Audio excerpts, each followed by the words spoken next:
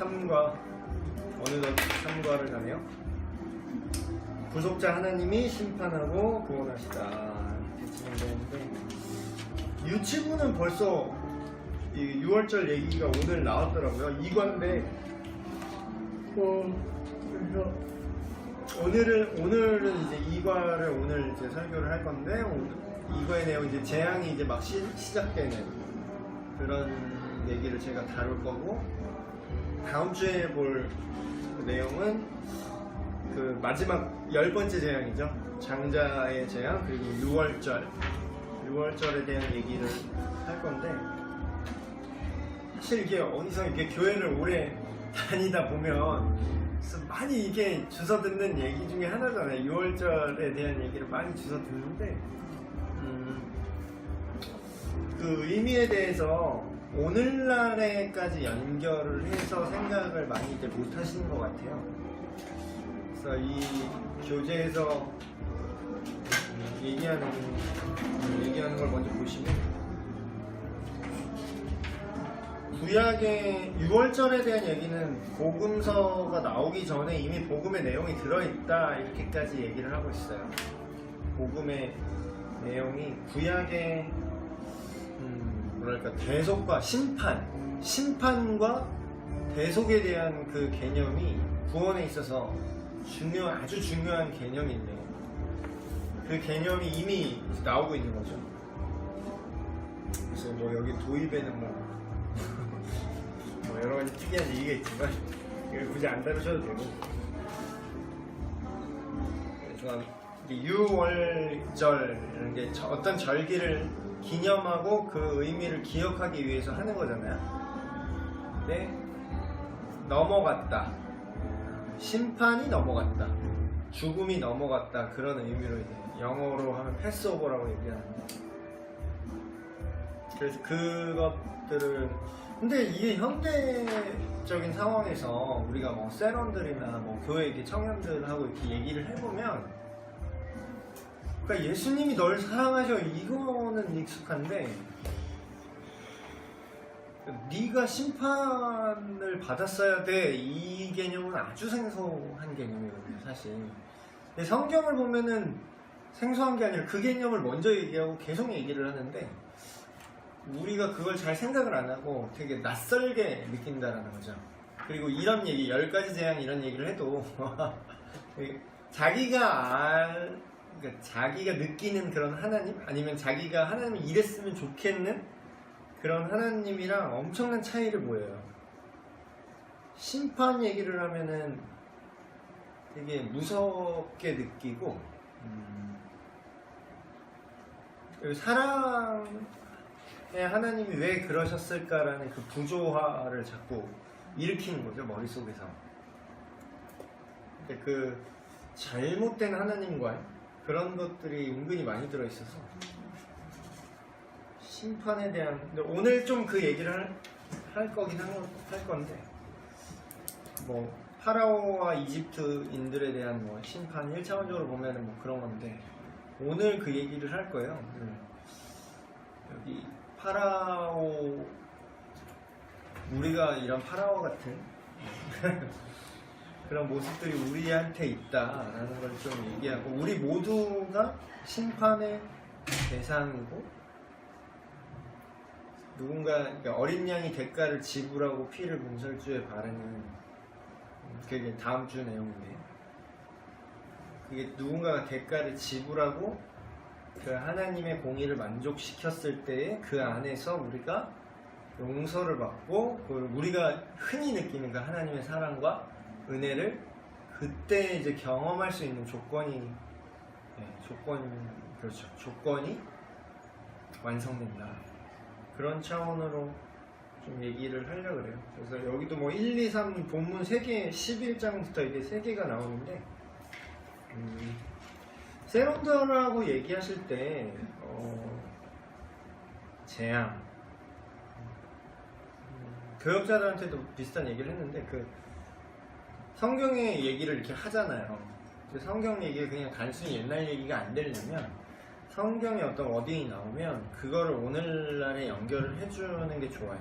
예를 들면 이집트와 파라오와 재앙이 있으면 이집트와 오늘날의 세상을 좀 연결을 해주시고, 파라오는 그 세상의 뭐 주권자들, 오늘날의 어떤 그 대세일 수도 있고, 아니면 내 인생을 내 마음대로 최종 결정을 내릴 수 있는 내 자아일 수도 있고, 파라오의 자아.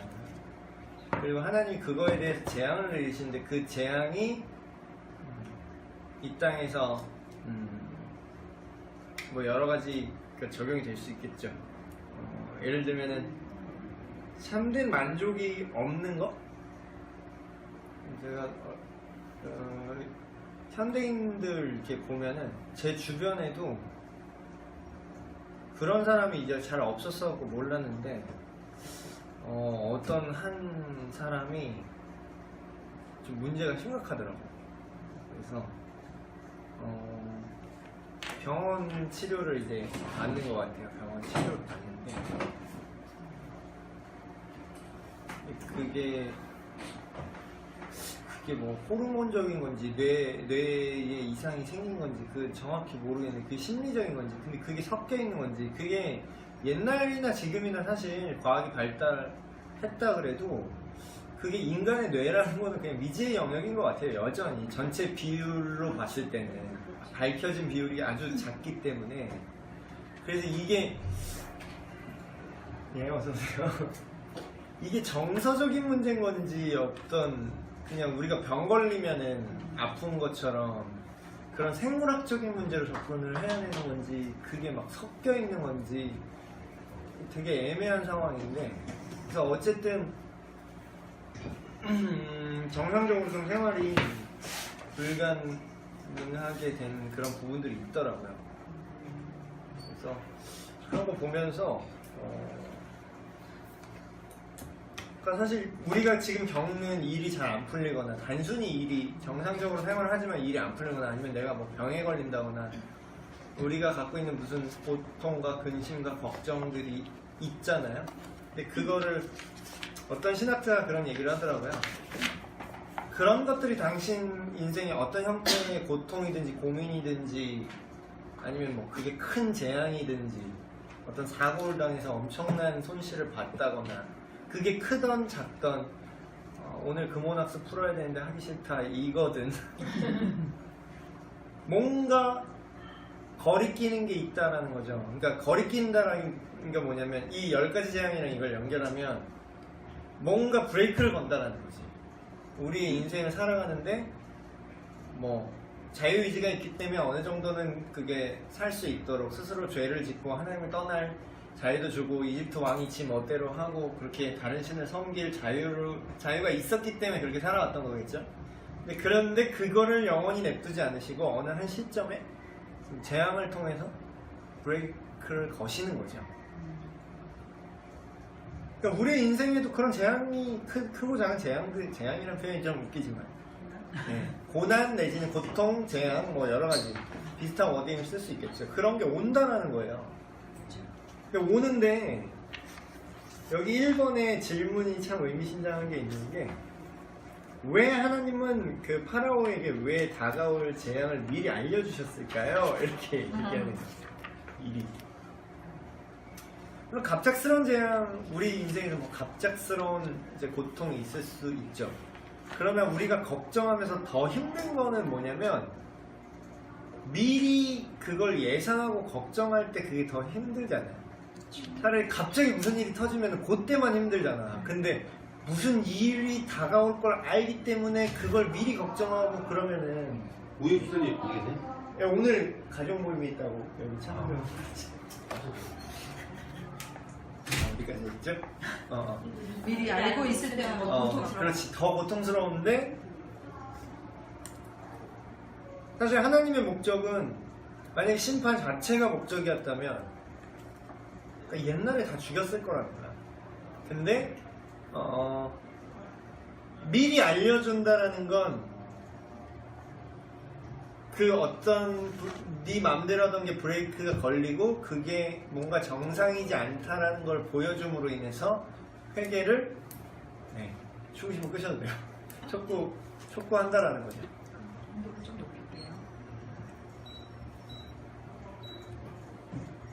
사실 우리가 어떤 절대 악과 절대 선이라는 게 있어가지고 이집트는 나쁘고 뭐 히브리인들은 선했다. 그런 이분법적으로 이거를 오해하는 경우가 많아요. 우리 자신이 뭘 이렇게 볼 때 드라마나 뭐 영화나 이렇게 볼 때 주인공은 선하잖아요. 주인공이 살인마를 해도 주인공은 선한 것 같잖아. 심지어 주인공이 살인마인 드라마도 있더라고. 연쇄살인범이야 주인공이. 근데 이제 또 너무 진짜 너무 쓰레기면은 그게 감정이입이 안 되니까 그건 진짜 범죄니까 그 영상물 심의 등급이 통과가 안 되니까 그래 뭐 이유가 어떤지 몰라도 그래서 아주 나쁜 놈들만 골라서 죽이는 살인범이더라도 그게 안 걸리게 죽이는 거야. 안 걸리게. 그래서 그걸 보면서 사람들이 이제 그 주인공을 응원하게 되죠. 근데 이런 거는 진영 논리라고 하는데 정치에서는 내가 누구 편인지를 생각하지 말고 하나님이 뭘 요구하는지를 우리가 보는 객관성이 필요한 것 같아요. 그래서 여기서도 쉽게 파라오는 나빠라고 생각하고 나는 모세 편, 나는 이스라엘 편이라고 쉽게 쓸 수 있지만 우리 성경 교회 오래 다니셨고 다들 믿음 있으시고 청년부고 그럴 수 있는데 그렇게 이렇게 쉽게 생각할 수 있는데 실제 내 인생에 선택하는 걸 보면 내가 파라오에 가까울 수 있다는 거예요. 이거를 아는 게 이것도 고통인데 진짜 더 고통은 이걸 모르고 그렇게 사는 게 더 큰 고통을 초래해. 근데 이걸 직시하면서 깨닫는 순간에 되게 고통스러워요. 사실 이게 새드 버틀라고 슬프지만 현실이야. 불편한 진실이죠. 불편한 진실. 근데 그런 걸 근데 좀 보여줄 필요가 있어요. 뭐 성격상 뭐 이렇게 예쁜 말하고 그냥 뭐 좋은 게 좋은 거라 넘어가는 이런 거 잘 못하는 스타일이라서 불편한 진실을 너무 자꾸 보여주니까 이제 불편해지셔서 이제 가버리는 것도 있는 것 같은데 불편해서 나를 편하게 하는 교회가 좋은 교회는 아닌 것 같아요. 근데 엄밀한 의미로 불편한 진실을 마주할 수는 있어도 그게 궁극적으로는 하나님의 평안 안에 진짜로 편해지는 거지. 그게 오히려 진짜로 편해지는 길이지. 그래서 그런 부분들 임박한 심판에 대한 경고로서 하나님이 마지막 최후의 그 장자의 심판을 알려주신 거죠. 근데 역사에 만약은 없지만 만약에 여기서 말을 들었으면 그렇게 어떤 학자들은 그렇게도 봐요. 여기 이집트 사람을 다 죽이려고 하신 게 아니다 하나님이. 보세요. 근데 그 전에 10가지 마지막 10번째 재앙 전에 여러 가지 재앙을 보여줬죠. 근데 그걸 대조해서 보여줬단 말이에요. 여기는 막 파리가 이집트 사람 파리 때 막 정신없고 막 이러고 있는데 히브리 사람들은 깨끗했다고. 이가 와도 여기는 깨끗하고 개구리가 뛰쳐나와도 여기는 깨끗해. 그럼 뭔가 그 이집트 사람들이 히브리인들을 노예로 대우하긴 했지만 정말로 그 히브리인들에게 관심이 있고 인격적으로 개중에 대해준 이집트 사람이 있을 수도 있겠죠. 근데 그 사람이랑 그런 사람이라면 그걸 뭔가 확인을 했을 거라는 거예요.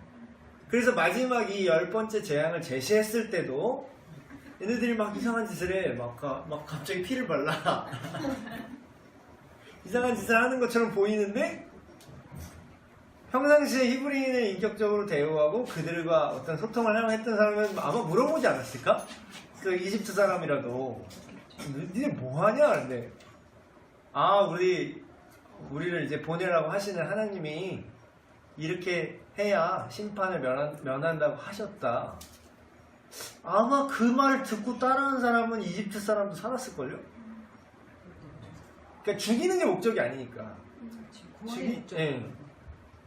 그래서 근데 반대로 물론 여기는 이제 뭐 정말로 그런 건지 아니면 표면적으로 얘기하는 건지 모르지만 뭐 이스라엘 중에 하나도 죽는 이가 없을 것이다 뭐 이렇게 얘기를 했지만 반대로 뒤집어 생각하면 히브리인인데 이걸 안 하는 거야.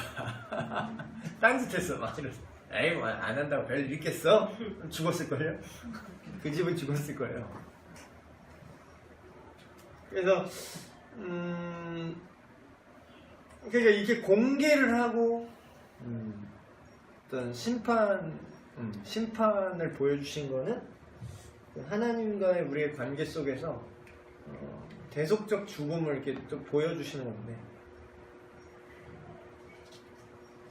그러니까 이게 사실 복음의 핵심이죠. 복음의 핵심. 근데 이게 다른 종교들은 이걸 이해가 안 되는 것 같아요. 이게 정말로 어느 종교에도 없는 되게 특이한 내용인 것 같아요. 그 이슬람 사람인데, 그 이슬람교를 지대로 믿은 그 사람인데 이제 기독교 변증가로 이제 회심한 그 나빌 쿠레시라는 그분 이제 돌아가셨는데, 그분 책을 이제 알라를 찾다가 예수를 만나다 그 책을 제가 읽는데 거기에 이런 내용이 나와요. 그 예수가 선지자라는 건 동의를 해, 걔네들도.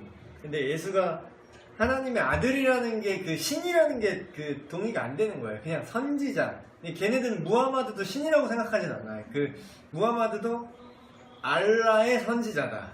그러니까 선지자인데 무하마드를, 그러니까 알라를 계시한 최고의 선지자 이렇게 봐요. 그러니까 예수도 그런 뭐 무하마드급은 아니지만 그 비슷한 느낌으로 생각은 해요.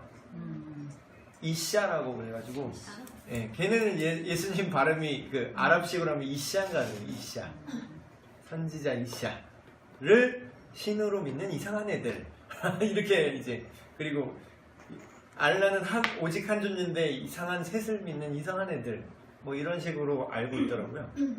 그래서 그런 또 그들이 이해 못하는 것들 중에 하나가 이런 거죠. 대속적 죽음. 걔네는 그러니까 완벽하게 행위 구원이에요. 그 무슬림은.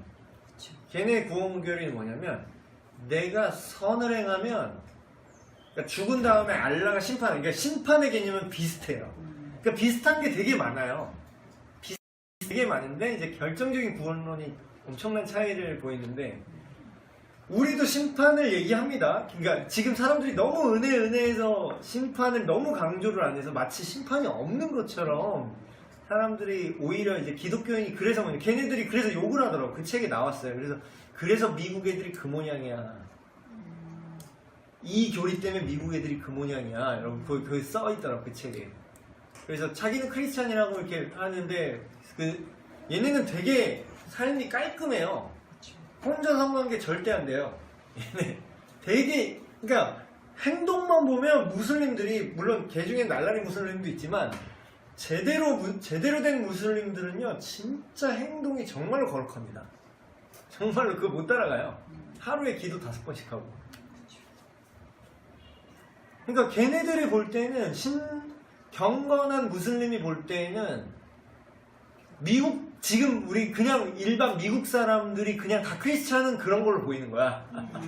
그러니까 그러니까 크리스찬은 개인의 믿음과 이 문화권의 믿음이 다를 수 있다고 우리는 생각을 하잖아요.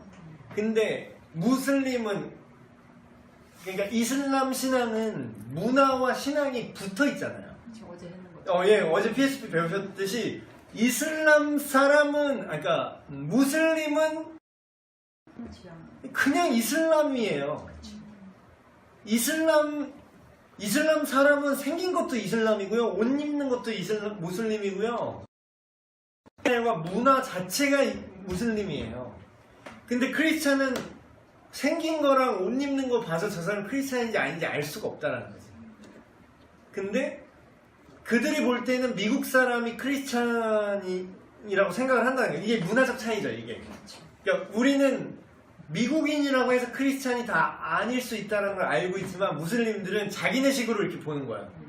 자기는 뭐 아랍 사람이고, 아랍 사람이면 무슬림이고, 아랍인은 무슬림이고, 난 이란 사람이든, 나는 뭐 이집트 사람이든, 뭐 내가 말레이시아 사람이든, 그러면 그 국교가 이슬람교면 그게 국가와 종교가 하나, 문화와 종교가 하나, 이렇게 보는데, 그 똑같은 이해관계로 미국을 보니까 애들이 미국 사람들 보통 삶의 표본이 어때요? 미국 고등학교에 유학 보낸 그 무슬림들 얘기가 그 책에 써있거든요. 그 주인공이 미국에서 살았어요. 아버지가 맞아. 또 US 아미야. 또 아버지는 또 미국 장교예요. 아버지가 같은 룸메이트. 파키스탄 출신인데. 룸메이트한테 예. 공부를 하는 거죠. 근데 그들이 보는 미국인은 양아치거든. 그냥 인간 쓰레기거든. 막 파티 갖고 아무하고나 성관계하고 막 그렇게 해는 애들이 다 미국인인데 딱 보면 걔네는 그냥 크리스찬인 거야. 그러니까 무슬림의 눈에는 그런 애들이 크리스찬이고, 아 그러니까 예수라는, 우리 기준으로 예수라는 선지자인데 그 예수만 믿으면 개판으로 살아도 용서를 받는다고? 그러니까 미국 애들이 그 모양인 거다. 이런 얘기를 해요. 근데 그게 나는 이렇게 생각할 수도 있겠구나라고 너무 그게 이해가 됐어. 많이 그렇게 생각해요. 예. 왜냐면 이 대속의 교리가 그만큼 되게 이질적인 거예요. 그들에게는. 근데 심지어는 믿는 우리 안에도 이걸 잘 몰라. 무슨 뜻인지. 사실상 구원파와 똑같은 믿음으로 이게 살고 있는 사람들이 있는 거죠. 성경 예수님은 삶을 똑바로 살지 않아도 된다라고 얘기한 적이 한 번도 없어요. 그러니까 하나님의 은혜가 우리의 죄보다 크시다라는 표현 안에 하나님의 은혜를 강조하고 주권을 강조를 하는 것이지, 그게 우리의 책임과 그런 게 필요 없다는 뜻이 아니거든요. 그래서 근데 이제 그거를 이때부터 이미 보여주신 거죠. 이 심판을 원래 네가 받았어야 되는데 그 누구도 자기가 경건함으로 그걸 이룰 수 없다. 근데 무슬림 교리는 그거더라고요. 내가 사는 동안 선행을 한 게 있고, 선행을 한 게 예를 들면 오른쪽에 있고, 악행을 한 게 왼쪽에 있는데 죽으면 알라께서 이걸 재본다라는 거야. 그래서 악행보다 선행이 더 많으면 그를 구원하고, 선행보다 악행이 많으면 지옥에 보낸다라는 거야. 심판을 한다는 거야, 알라가. 그러니까 심판, 마지막 때의 그 행위대로 심판할 것이라는 성경이랑 완전히 똑같아요. 여러분, 이제 어떤 면에서는 좀 우리가 크리스천들이 좀 두려움이 있어야 돼요. 너무 겁이 없어, 이 사람들이. 은혜에 너무 기대서 겁이 너무 없어. 근데 예수 그리스도를 통한 구원, 죄사함이 있지만 그것과 별개로 네 행위대로 심판할 거야. 그걸 카운트할 거라는 건 분명히 기록되어 있거든요. 그래서 과연 부끄러운, 수치스러운 구원이 될 것이냐? 그 안에서 영광스러운 구원이 될 것이냐? 그런 부분들을 우리가 좀 생각해 볼 필요가 있는 거예요. 근데 우리 느낌, 거기서 막 변증하는 거 보면 무슬림들이 이렇게 말했는데 이건 사실 말이 안 되지 않냐? 그런 식으로 이제 막 얘기를 해요. 근데 우리도 막 우리 느낌대로 믿는 게 중요한 게 아니잖아요. 성경이 뭐라고 얘기하는 거지. 근데 이미 출애굽기 이 10번째 재앙에 그 앞으로 복음이, 이 당시에는 복음이 완전히 계시되지 않았을 시기임에도 불구하고 완성된 복음의 요소를 이미 담고 있었다라는 거죠. 우리 모두가 감당할 수 없는 심판이 있는데 그 심판의 원인은 뭐냐? 파라오처럼 내 소견에 오른 대로 하나님을 예배하지 않고 다른 것들로 대체하면서 살아간다는 거죠.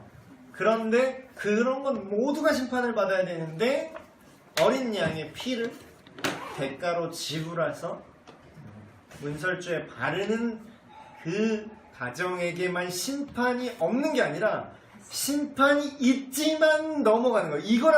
이게 전혀 다른 거예요. 그냥 봐줄게랑요, 죽여야 되는데 다른 애가 대신 죽고 너는 넘어간 거야. 넘어가는 거랑 아예 안 하는 거랑은 엄청난 차이입니다. 그러니까 넘어갔기 때문에 공의가 만족된 거지, 그냥 안 할게. 근데 우리 한국 사람들은 특히 이런 거다. 엎어치나 매치나 똑같은 거 아니야? 이렇게 생각하는 거 있어, 되게.